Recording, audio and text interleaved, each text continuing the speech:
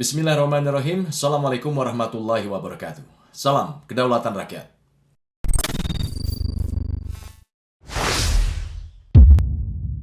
Sahabat, tidak perlu heran, tidak perlu kaget.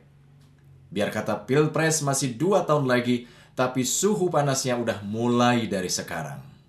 Cukup gerah ya.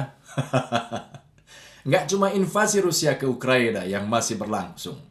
Para haters dan buzzer pun makin gencar dan makin garang menyerang Anies Baswedan.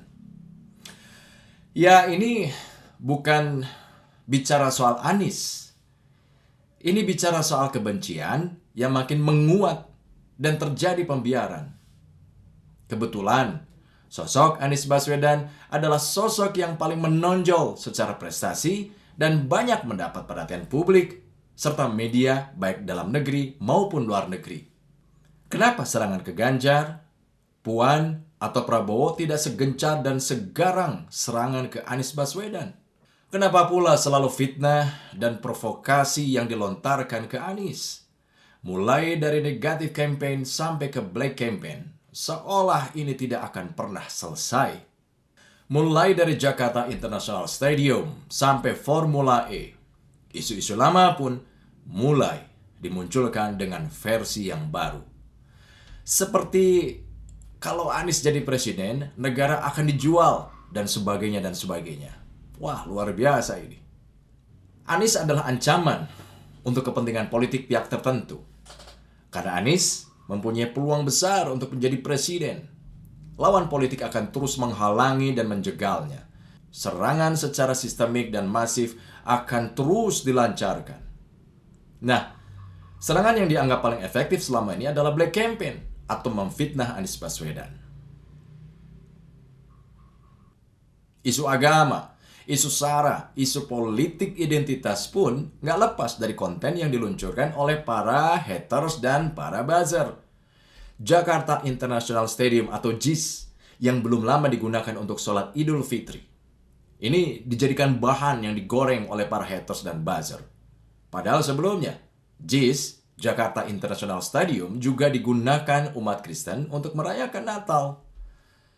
Ya, isu agama terbaru yang dilontarkan oleh para buzzer dan haters kepada Anies Baswedan yaitu beredarnya foto. Foto lama ini, foto lama Anies Baswedan bersama Hidayat Nur Wahid dan seorang ulama asal Mesir. Dan foto ini kembali disebarkan. Kali ini oleh akun Om Eli @elikoro. Dalam narasi foto itu dia menulis sangat tidak enak dipandang. Seperti membayangkan sebuah keadaan yang mengerikan. Begitu tulisnya. Seperti dilansir fajar.co.id pada Minggu 8 Mei 2022. Bahkan dalam tulisan di foto itu disebutkan bahwa HNW dan Anies Baswedan berfoto dengan pimpinan ISIS. Waduh, ini tuduhan yang mengerikan. Ya. Lalu pertanyaannya, siapa foto pria bergamis putih di antara Anies Baswedan dan Hidayat Nur Wahid itu? Dia adalah Yusuf Al-Qaradawi. Foto itu sudah beredar sejak 2017.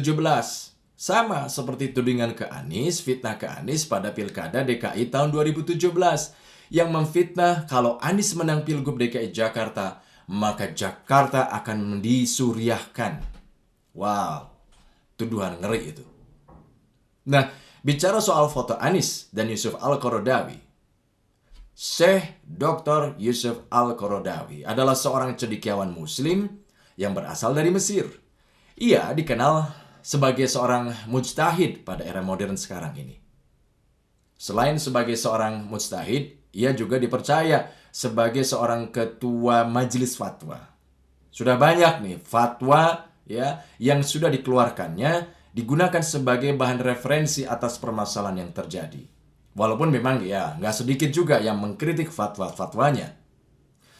Nah, Yusuf Al-Qaradawi adalah satu dari 59 orang yang dituduh sebagai pemimpin spiritual Ikhwanul Muslimin atau Muslim Brotherhood, sebuah organisasi Islam yang tumbuh di Mesir dan disebut oleh Aliansi Saudi sebagai teroris.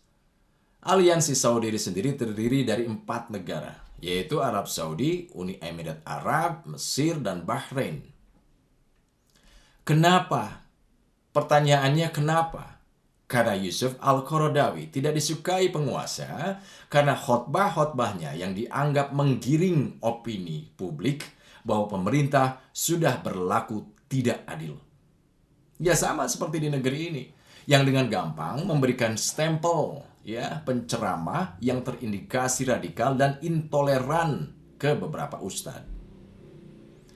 Nah, sekarang sedikit kita pelajari soal aliansi Saudi. Salah satunya negara Arab Saudi yang menuding Yusuf Al-Qaradawi adalah teroris.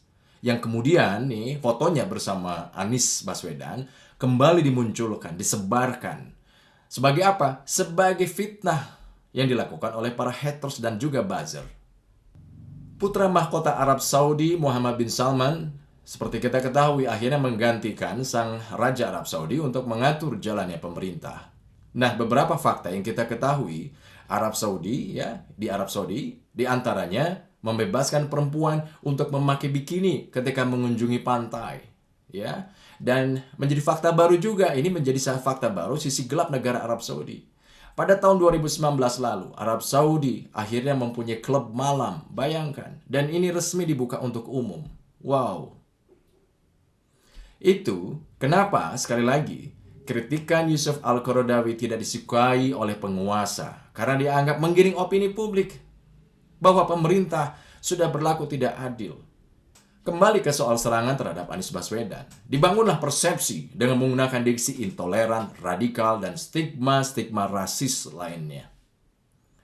Anies pernah menantang kepada mereka untuk membuktikan dan menunjukkan kebijakan mana yang intoleran dan diskriminatif.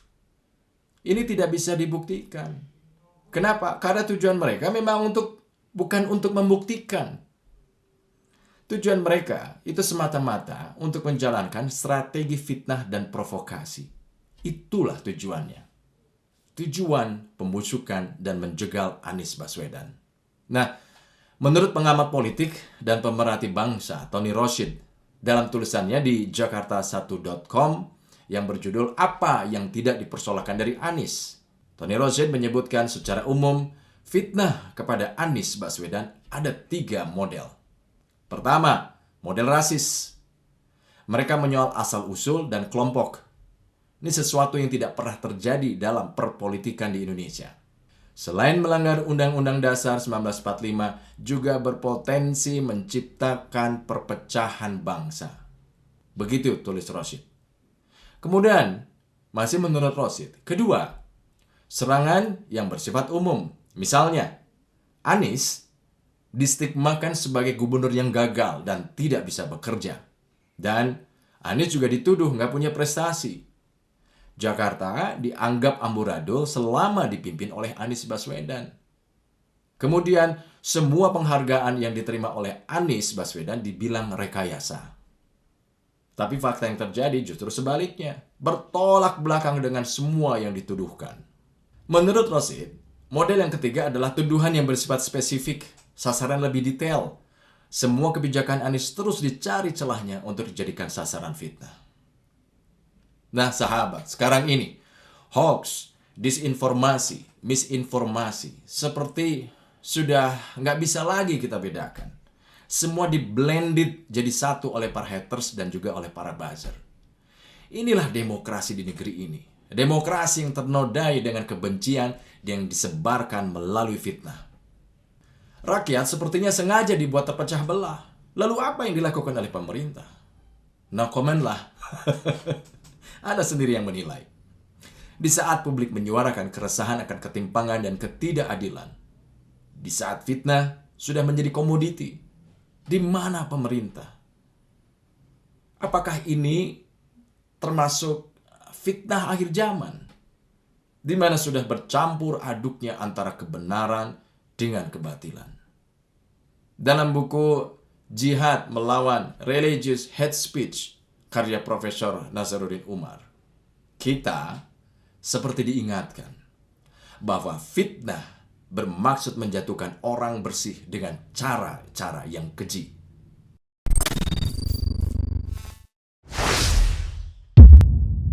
Seperti biasa, bagi yang ingin membersamai kami dengan membantu operasional channel ini, sahabat bisa mendonasikannya ke nomor rekening yang ada di bawah sini.